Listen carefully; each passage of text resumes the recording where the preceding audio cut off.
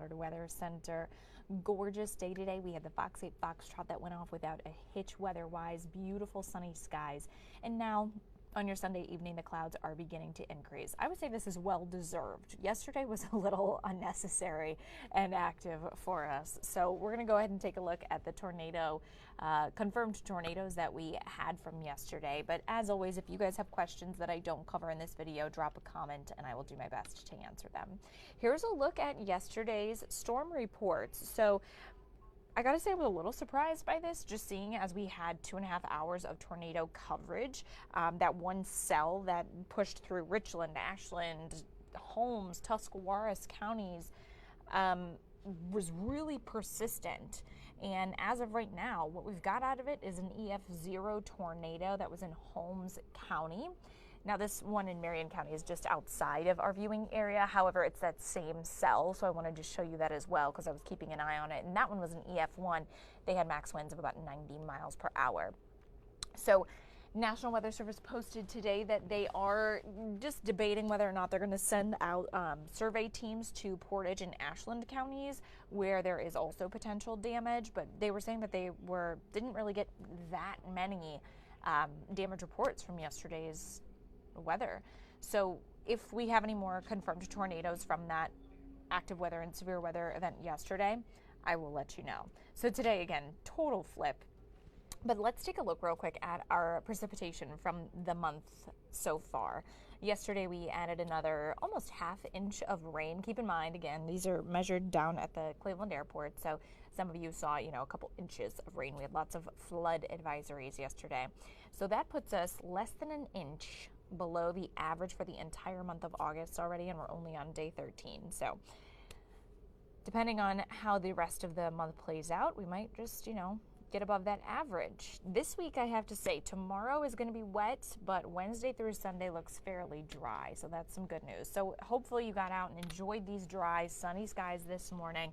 The clouds have already begun to creep in, and that's ahead of our next batch of rain and storms. So keeping an eye on tomorrow, this system, the way that it plays out is a little, not unusual, unusual for this time of year, but nothing that's going to be, groundbreaking. It's just, this is a pattern that we typically see later in the season into fall.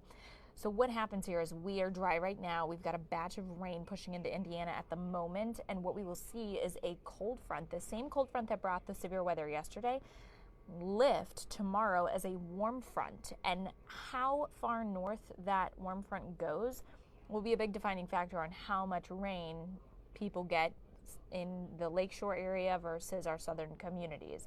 And then you'll see that low pressure to the west, where the rain's working its way towards Minneapolis. That low is going to track over us tomorrow at night, and that's most likely what's going to bring any chance for more stormy weather as opposed to showers and a couple rumbles of thunder. So tomorrow we are under just a marginal risk for severe weather. That's a 1 on a scale of 5, so it's low, but we could still see a gusty to strong thunderstorm in the mix tomorrow. But the way that this plays out tomorrow, I'm keeping an eye on it. Two kind of scenarios I've been watching with models is one, it comes in 2 batches. The first would be the one that's pushing through St. Louis as the warm front lifts through. So we would get some rain showers, couple of rumbles of thunder around the lunch hour to the early evening, and then a break, and then a second round of rain and storms later in the night, 9:30, 10 o'clock, and that would be the one that has the potential for strong storms in it. The second scenario would be that these 2 systems kind of interact to get, well, one system, but 2 batches of rain kind of interact and just drag out into one event that has breaks within the showers and storms. So here's the one that I'm leaning towards right now, and the reason being is that models have been pretty more consistent putting this out. As they get new data, as the models acquire new data, they'll adjust things, and then I kind of have to go in and decide, all right, what do I believe here? What do I think is actually going to happen if you weren't sure how the models came into play with my forecast? So for tonight, definitely dry aside from maybe a stray sprinkle. Clouds will definitely increase. Temperatures will fall to the low and mid 60s. It'll be a quiet start to your day. Your drive to work should be fairly quiet, maybe a shower late morning. And so here is the first batch of rain and storms I'm expecting tomorrow. Notice how the heavier rain and potential for storms stays south. Again, all dependent on how much rain we get is all dependent on how far north that frontal boundary lifts. Then we get a little break, and then we're watching for rain and storms to roll in again. These ones could be a bit more potent, so we'll have to keep an eye on that. And of course, not best timing because people are going to be heading to bed. And then Tuesday, some spotty to scattered showers around through the afternoon, maybe early evening.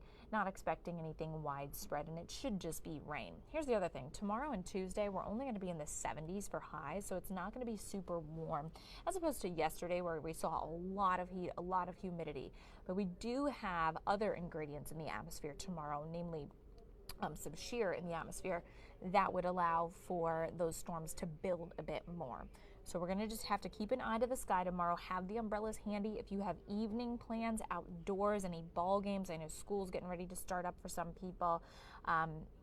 Just be prepared to have that umbrella ready to go because you may run into rain and even some thunderstorms possible.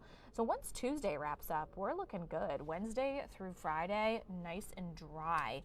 And then our next chance of rain is going to be an isolated one on Friday. The other thing is, I've said it a couple times, but summer is not over, folks. We have the upper 80s making a comeback next Sunday and Monday.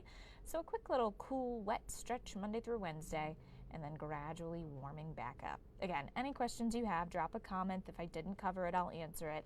And we'll also be on tonight at 10 p.m. I'll have any updates to timing that come in and that I decide to make at that time. So you can check there, and as always on fox8.com. I hope you all had a great Sunday and have a great work week ahead. Talk to you soon.